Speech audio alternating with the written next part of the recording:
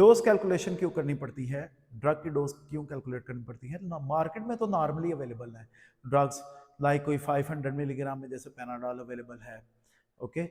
तो वो एडल्ट के लिए अवेलेबल है, एडल्ट यानी 18 साल से लेकर 60 साल के दरमियान जो कोई पेशेंट होगा वो उसके लिए हम इस्तेमाल कर सकते हैं वो वाली डोज जो कि ड्रग के अंदर मौजूद है।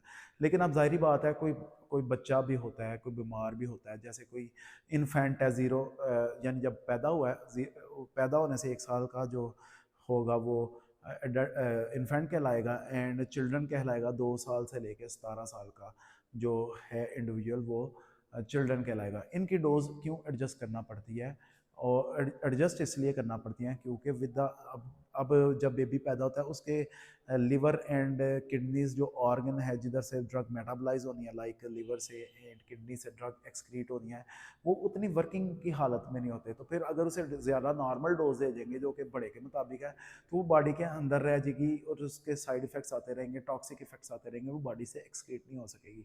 उस लिहाज से फिर पेशेंट की डोज एडजस्ट की जाती है। अब लाइक अब देख लेते हैं पहले नंबर पे चिल्ड्रन की डोज कैसे एडजस्ट की जाती है। चिल्ड्रन की डोज जो है एडजस्ट की जाती है यंग्स फार्मूला के मुताबिक।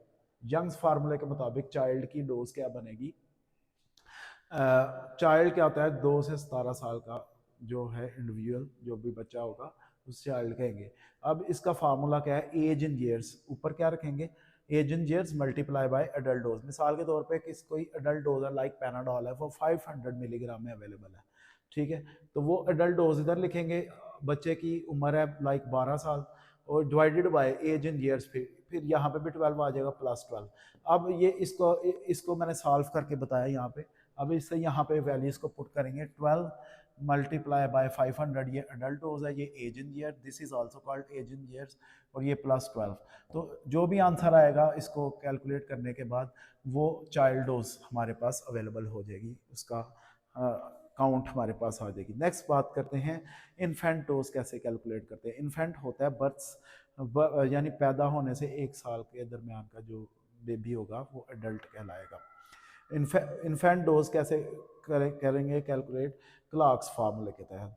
क्लार्क फार्मूले के मुताबिक इन्फेंट डोज क्या है, इन्फेंट का वजन लेंगे पाउंड्स में, multiply by adult dose divided by 150। अब इसे यहाँ पे मैं आपको मिसाल दे रहा हूँ कैसे करेंगे हल। अब देखें हमारे पास पैमाना, मिसाल के तौर पे हमारे पास जो है ना वो किलोग्राम वाला है पैमाना, या वेइंग बैलेंस जो है हमारे पास किलोग्राम्स में है। अब हम पाउंड्स वाला अवेलेबल नहीं है, तो वन के जी वन के जी में क्या होंगे, 1 kg is equal to 2.2 pounds, यानी 1 किलो में 2.2 पाउंड होते हैं।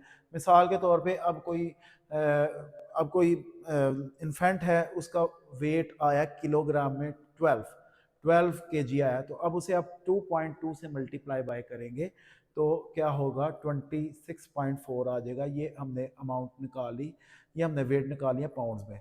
तो क्लार्क्स इन्फेंट डोज क्या है, इन्फेंट वेट इन पाउंड, वो यहाँ पे लिख लिया हमने 26.4 multiply by adult dose. Adult dose for example 500 है, यहाँ पे लिख देंगे डिवाइडेड बाय 150। इसको कैलकुलेट करने के बाद जो भी आंसर आएगा वो आपकी इन्फेंट डोज निकल आएगी। Thank you so much.